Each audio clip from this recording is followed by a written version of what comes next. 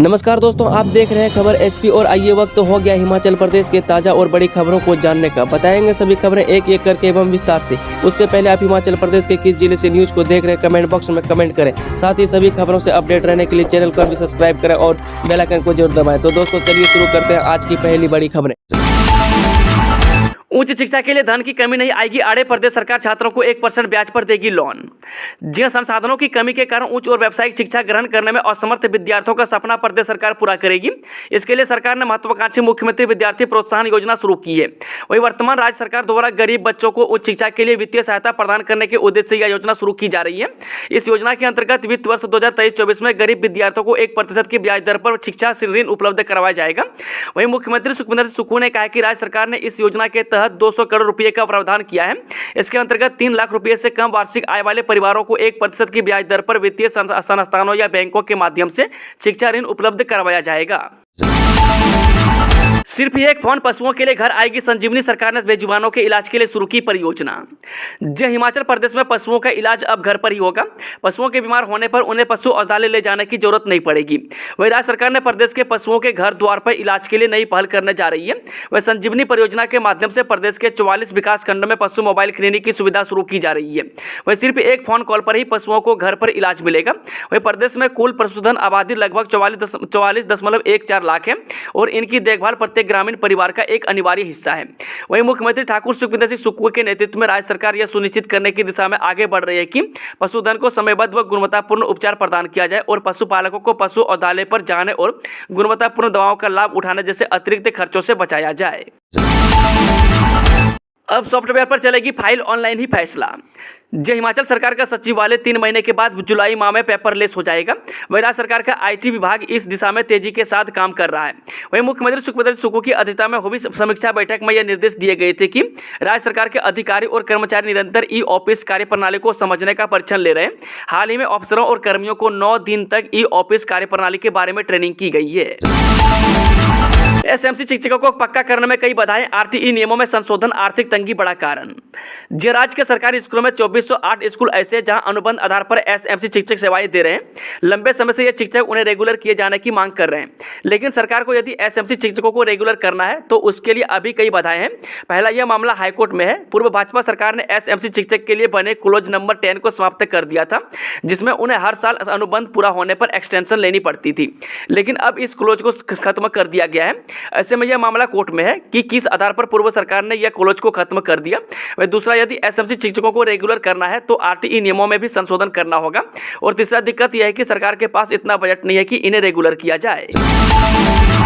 अमृतपाल सिंह का करीबी पपलप्रीत चढ़ा पुलिस के हत्थे, पंजाब के होशियारपुर से हुई गिरफ्तार। खालिस्तान समर्थक और पारिस पंजाब दे के प्रधान भगोड़े अमृतपाल सिंह के साथी पपलप्रीत सिंह को पंजाब और दिल्ली की पुलिस ने एक संयुक्त अभियान में सोमवार को होशियारपुर से गिरफ्तार कर लिया है। वही पंजाब पुलिस ने जब पारिस पंजाब दे पर बड़े पैमाने पर कार्रवाई की तो 18 मार्च को पपलप्रीत सिंह ने ही अमृतपाल के फरार होने में सहायता की थी। वहीं अमृतपाल और पपलप्रीत ने पुलिस से बचते हुए वाहन बदलते हुए एक साथ यात्रा की और समय समय पर मिले सीसीटीवी फुटेज अनुसार पंजाब से वे हरियाणा और शायद दिल्ली भाग गए थे। वहीं पंजाब पुलिस ने बैसाखी समारोह और अमृतपाल सिंह के आत्मसमर्पण करने की अफवाहों से पहले पूरे पंजाब में अपनी चौकसी बढ़ा दी है। वहीं पपलप्रीत की गिरफ्तारी से पुलिस अमृतपाल सिंह के करीब पहुंच चुकी है, जिसके बारे में माना जाता है कि वह पंजाब में ही छिपा हुआ है।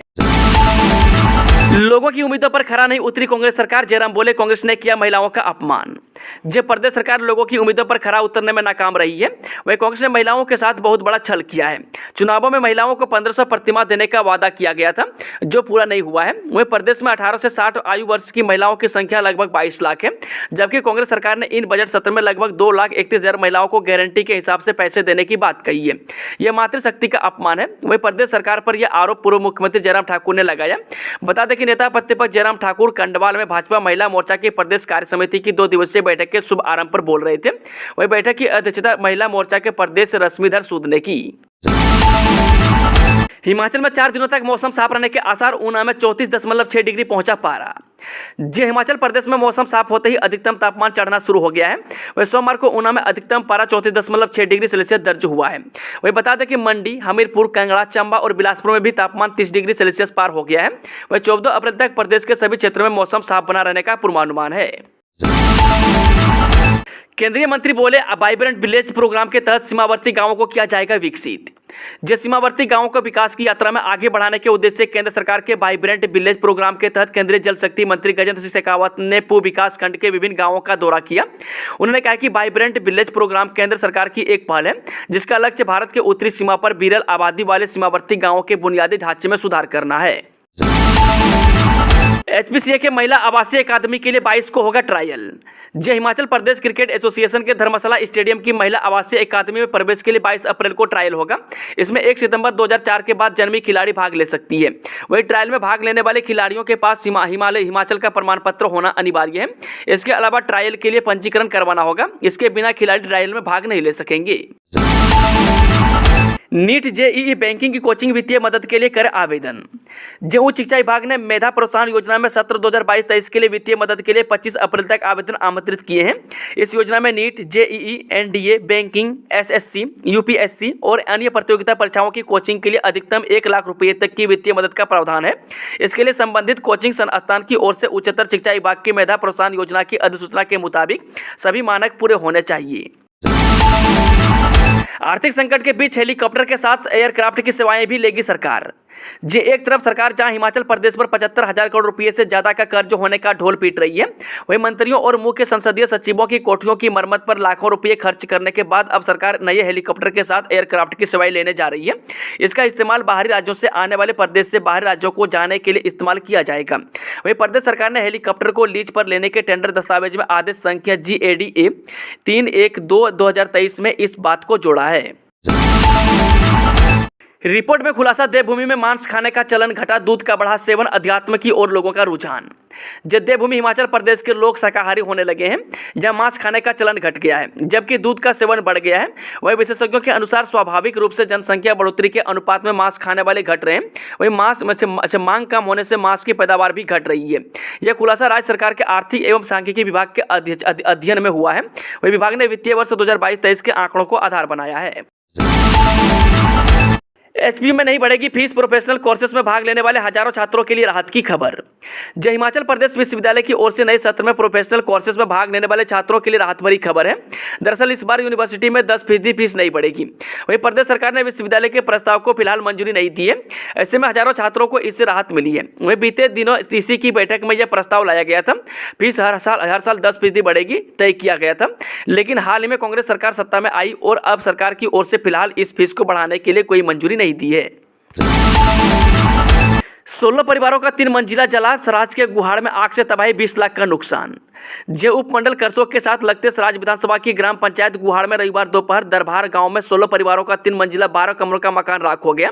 इस अग्निकांड में पीड़ित परिवारों का 20 लाख रुपए का नुकसान हुआ है। वहीं बता दें कि पीड़ित परिवार से कुमार चंद्र पुत्र देवी चंद ने बताया कि मकान में अचानक लगी आग से टीडी की लकड़ी, घास, कृषि औजार सहित सारा सामान जल गया।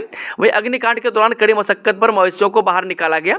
बता दें कि ग्राम पंचायत गुहाड़ के पूर्व प्रधान खजाना राम शर्मा ने बताया कि उक्त गाँव सड़क से दूर है, जिसके चलते फायर ब्रिगेड की गाड़ी मौके पर नहीं पहुंच पाई। उन्होंने सरकार से मांग करते हुए पीड़ित परिवारों को मुआवजा देने की फरियाद लगाई है। वहीं उपमंडल अधिकारी नागरिक सराज पारस अग्रवाल ने कहा कि पटवारी को मौके पर जाने के निर्देश दे दिए गए हैं। जो भी जानकारी सामने आएगी उसके आधार पर राहत प्रदान करने की प्रक्रिया अमल में ला दी जाएगी। शिमला एमसी चुनाव के लिए कांग्रेस की तैयारी, टिकट पर मंथन, मैनिफेस्टो के लिए 16 अप्रैल तक मांगे आवेदन। जो शिमला नगर निगम चुनाव के लिए कांग्रेस ने पार्टी मुख्यालय में रणनीति बनाई, वहीं एमसी चुनाव के लिए ऑब्जर्वर बनाए गए प्रभारी एवं अखिल भारतीय कांग्रेस कमेटी के सचिव तजेंद्र पाल सिंह बिट्टू ने बैक टू बैक 3 बैठकें ली। उन्होंने पहले पार्टी टिकट के लिए आवेदन करने वाले दावेदारों के साथ 1-to-1 मीटिंग की। वहीं दोपहर बाद मैनिफेस्टो कमेटी की बैठक ली गई। इसमें मैनिफेस्टो को फाइनल करने से पहले शहर की जनता से सुझाव मांगने का निर्णय लिया गया। अब सिरमौर में दौड़ेगी इलेक्ट्रिक बसें, इन 41 रूटों को किया गया फाइनल। यहां जानिए पूरी डिटेल। जे सिरमौर जिला के पच्छाद, नाहन, श्री रेणुकाजी व पांवटा साहिब विधानसभा क्षेत्र में जल्द इलेक्ट्रिक बसें दौड़ती नजर आएगी। वहीं प्रथम चरण में 4 विधानसभा क्षेत्रों में इलेक्ट्रिक बसें चलने के लिए रूट का चयन, इनके चार्जिंग स्टेशन स्थापित करने की प्रक्रिया अंतिम चरण में पहुंच गई है। हालांकि जिले को 150 में से कितनी इलेक्ट्रिक बसें मिलती है यह तय नहीं है, लेकिन HRTC नाहन डिपो ने सराहा, नाहन व पांवटा साहिब बस स्टैंड के तहत चलने वाले 41 रूट इन बसों के लिए निर्धारित किए हैं। भाजपा 12 अप्रैल को जारी करेगी 34 प्रत्याशियों की सूची। 13 अप्रैल से दाखिल होंगे नामांकन। जो नगर निगम शिमला के चुनाव को लेकर राजनीतिक दल प्रत्याशियों के नामों की सूची को अंतिम रूप देने में लग गए हैं। इस कड़ी के तहत भाजपा ने विशेष बैठक का आयोजन करके 12 अप्रैल को सभी 34 वार्डों के लिए प्रत्याशियों को चुनाव मैदान में उतारने एवं 13, 17 और 18 अप्रैल को भाजपा के प्रत्याशियों के नामांकन पत्र दाखिल करने का निर्णय लिया। उधर प्रदेश में सत्तारूढ़ कांग्रेस पार्टी ने 11 व 12 अप्रैल तक अपने प्रत्याशियों की घोषणा करने का निर्णय लिया है। इसके अलावा माकपा व आप की अपने प्रत्याशियों की घोषणा जल्द करेगी। वहीं माकपा जिन वार्डों में अपने प्रत्याशी नहीं उतारेगी वहां पर समान विचारधारा रखने वाले प्रत्याशियों को अपना समर्थन देगी। वहीं आम आदमी पार्टी ने चुनाव मैदान में उतारे जाने वाले प्रत्याशियों के साथ रविवार को विशेष बैठक की। केलांग में सार्वजनिक समारोह में बियर पिलाने पर रोक, बढ़ाई दूध के रेट। जो हिमाचल प्रदेश के आदिवासी इलाकों में शादी और त्योहारों में बियर परोसने पर पूरी तरह से बैन लगा दिया गया है ताकि इस तरह के आयोजनों से फालतू खर्च पूरी तरह से बैन लगाए जा सके। वहीं साथ ही स्थानीय पंचायत ने दूध के दाम 40 रुपये से बढ़ाकर 50 रुपये प्रति लीटर कर दिया है। यह फैसला ग्राम सभा की एक बैठक में लिया गया। अभी लाहौल घाटी की केलांग पंचायत ने यह फैसला लिया है। आने वाले दिनों में अन्य पंचायत भी यह फैसला ले सकती है। हिमाचल परिवहन निगम के कर्मियों को समय पर नहीं मिला वेतन, बस सेवा बंद करने की दी चेतावनी।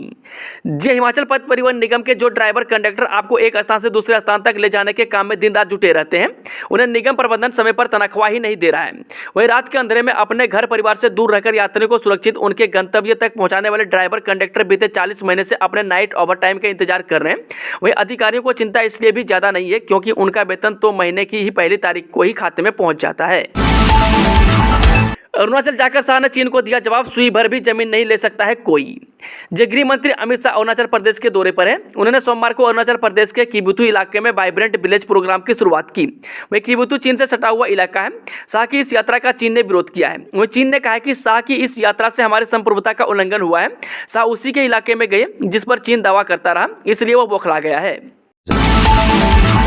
बच्चे को चूमने से पहले महिलाओं पर दिए बयान पर भी घिर चुके हैं दलाई लामा, मांग चुके हैं माफी। जे बौद्ध धर्मगुरु दलाई लामा इस वक्त एक बच्चे को होठों पर चूमने और उसे अपने जीभ चूसने के लिए कहने पर विवादों में है, लेकिन शांति का नोबेल पुरस्कार जीत चुके 14वें दलाई लामा पहले भी विवादों पर घिर चुके हैं। वे साल 2019 में दलाई लामा महिलाओं को लेकर विवादित बयान दे चुके हैं।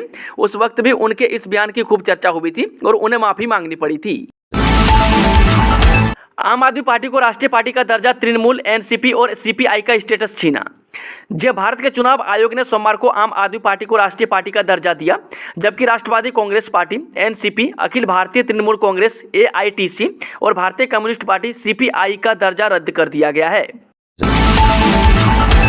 कथावाचक देवकीनंदन ने ईटीवी भारत में की बात, जाने किया राहुल गांधी को बताया सनातनी।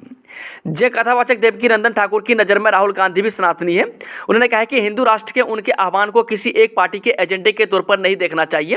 वहीं ईटीवी भारत से खास बातचीत में देवकीनंदन ठाकुर हिंदू राष्ट्र की आवश्यकता बताते हुए बोले कि देश के जिन 9 राज्यों में हिंदू अल्पसंख्यक है वहाँ उसकी क्या स्थिति हो गई, ये प्रमाण है।